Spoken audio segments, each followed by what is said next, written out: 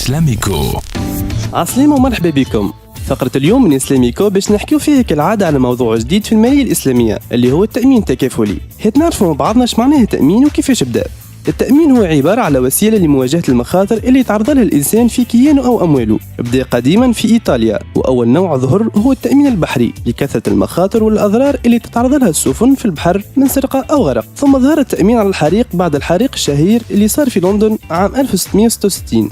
أما في العالم العربي والإسلامي فظهر نوع من التأمين في القوافل التجارية لتفادي مخاطر اللي نجم يتعرض لها التاجر. وفي القرن السابع عشر ظهر التأمين البحري في الدولة العثمانية. بعد ما عرفنا ايش معناها تأمين، هيت نتعرفوا معاك ياسمين على التأمين التكافلي.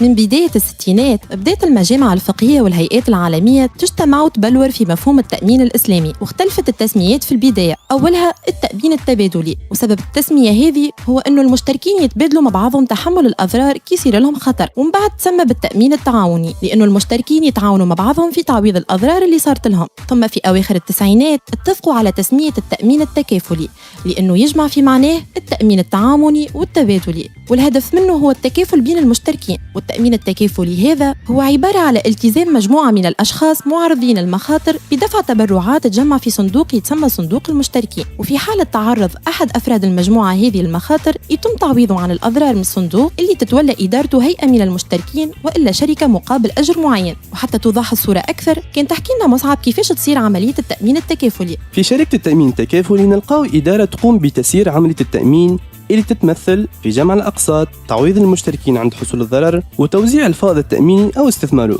وهالعملية تبدأ بتقديم المشتركين أقساط لشركة التأمين. مجموع هالأقساط يتجمع في صندوق ويتم خلاص تعويضات للمشتركين اللي صارت لهم أضرار نتيجة أخطار معينة، ويتم زاد خلاص الإدارة. ومن بعد فترة محددة اللي يفضل من فلوس المشتركين يتسمى فائض تأميني، يتوزع على المشتركين وإلا يتم استثماره في مجالات مباحة شرعاً.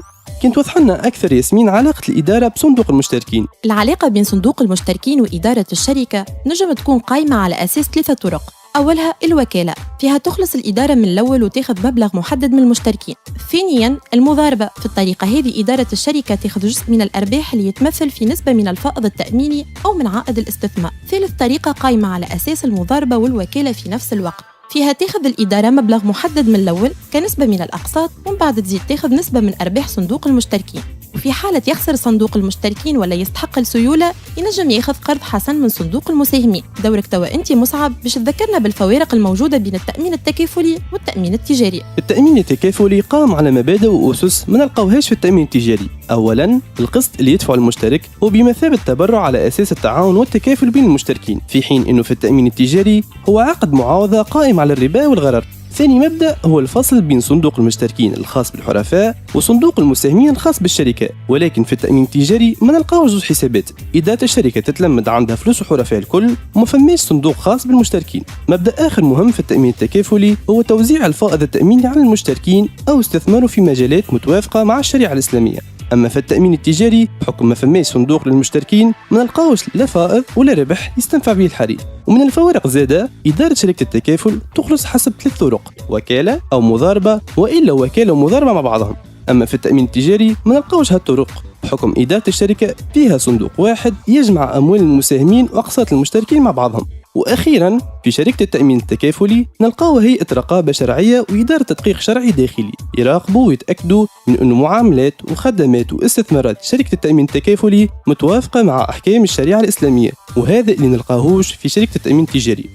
ذكرنا مصطلح جديد ياسمين ربما يتطلب مزيد من التوضيح اللي هو الفائض التأميني، كان تزيد توضح لنا أكثر. من أهم ما يميز شركات التأمين التكافلي هو الفائض التأميني اللي هو عبارة على الرصيد المالي المتبقي من حساب صندوق المشتركين بعد ما يتم إخلاص الإدارة والمصاريف والاحتياطي.